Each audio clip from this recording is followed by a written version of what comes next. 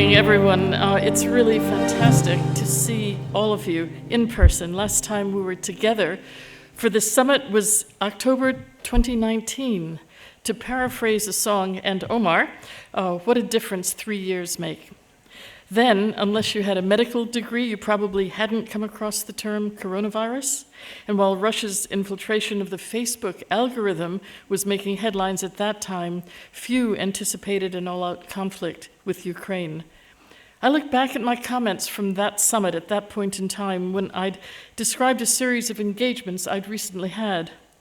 At Edinburgh University on a day not of academic but of institutional focus on climate, with the Scottish Government challenging all of the public bodies with responsibility for land, sea, water, environment to make formal climate commitments, on the search for the first chair of the new Scottish National Investment Bank, who would need to be equipped to weave environmental performance into economic and financial performance. At a James Hutton Institute Macaulay Trust dinner for a lecture on financing natural capital, with some Bank of England executives over lunch talking about their work to move environmental risk into the mainstream for financial organizations. When she presented the bank's approach on climate risk at this gathering in 2019, Sarah Breeden, who joins us again this year, said, and I quote, "You might not think of climate change as something the Bank of England would be thinking about." To be clear, the bank was thinking about it and had been and continues to do so. The atmosphere then was somewhat febrile. It felt like something of a turning point. 3 years on, I see these commitments and initiatives being industrialized. Board agendas are packed with discussions of sustainability, definitions and measurements are being shaped into shared standards. Now it's widely accepted that central banks and other financial institutions not only have the capacity to tie finance to climate change, but have the duty to do so. As the gospel of the day, sustainability has moved front and center. We're trying to define it, measure it, benchmark it, ask our customers and ourselves, what are we doing about it? Many believe COP26 last November marked a further turning point, the moment when mainstream finance faced into the issue collectively as well as seriously. We saw major commitments, not least the launch of GEFI, spearheaded by Mark Carney and Michael Bloomberg. We know the problem, we know something has to change, but is that yet enough? Or are we as an industry saluting what has to get done, but turning away from the really hard discussion of how we will know that we've done it, and whether what we've done is having the impact we anticipated?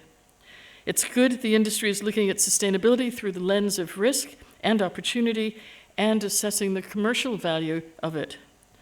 But has the industry begun to face into what value actually means? Does value sit mainly or only in the financials, or should value be measured in relation to the impact an investment has? And what's the time frame? Is it legitimate to ascribe value only over the near term, or does it have to be judged over the long term as well, or instead? I suspect many of you believe that it is possible to do well while doing good, but that doesn't mean there aren't others who might intend to do good, but only if they do well, and yet others who continue trying to do well and hoping they might do good. No one has done more to warn us of the potential chasm between our intent and the outcomes than our next speaker, Tarek Fancy, the former BlackRock Sustainability CIO, Chief Investment Officer, who last year released a bombshell open letter excoriating the claims of our industry. Whether you agree or disagree with him, or perhaps agree with some of what he said because things aren't always black and white, he certainly provoked much needed debate about the ongoing risk of greenwashing, of mislabeling, of misleading, even unintentionally.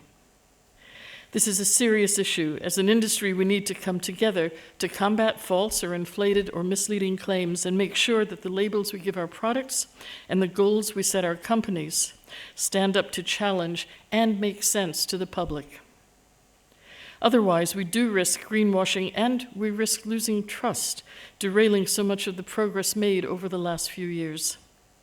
Now, I'm not a doom-monger by nature, so my first thought is to ask, how do we combat this?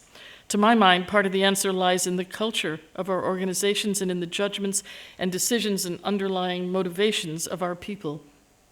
Regulation matters hugely in our industry, but even the best regulation only gets us so far. Something, intentionally or not, will always slip through the cracks. Regulation can't keep up with every new practice, every new clever idea. If the right culture is in place, however, it doesn't have to.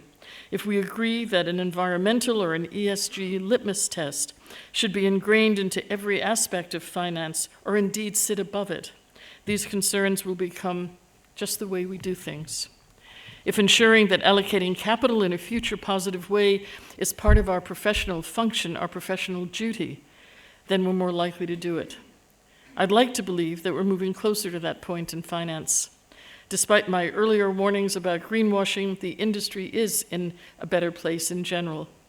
Many executives and employees do want to be part of the solution on climate and ESG more widely, one that has genuine impact. It's up to us, those of us in this room and beyond, to make sure that we can be, by holding up a mirror and asking ourselves again and again whether the product, the decision, the application of capital today stands the test of time. If we project ourselves even just 3 years forward to 2025, looking back at 2022, what would make us say that this was the next turning point? I think we can see an answer partly through the lenses of nature and social, the S in ESG, and I'm pleased these are both major points of focus at this summit. Sarah Breeden, whom I mentioned earlier, will be presenting the Bank of England's initial response to nature as a financial risk. Today, financing nature may be in a relatively infant stage, but can we move quickly so that in 2025 our approach will be developed enough that we'll wonder how it was just 3 years earlier at such a relatively immature stage? Will our approach to integrating social impact into environmental finance, or actually seeing them as inseparable, have reached a similar level of maturity? This is about the real impact on the ground, in nature, and for people. But how does finance move faster? Is a moral imperative alongside a regulatory push enough? Do we need active incentives to get us there? How do we make good decisions when the path is rarely clear, when the complexity of E and S and G really test us, when so many decisions are actually dilemmas? Do you support an organization, a country, which has strengths perhaps in the E, but is weak in the S? Will we, our organizations, and our people understand that value relates not just to the numbers, but to the impact on the ground, and not just this year, but over time? How do we keep ourselves honest? Because we have no choice, we have to. And I will leave you to ponder those questions as we now hear from Tarek Fancy. I think Casey will introduce the next session. Thank you very much.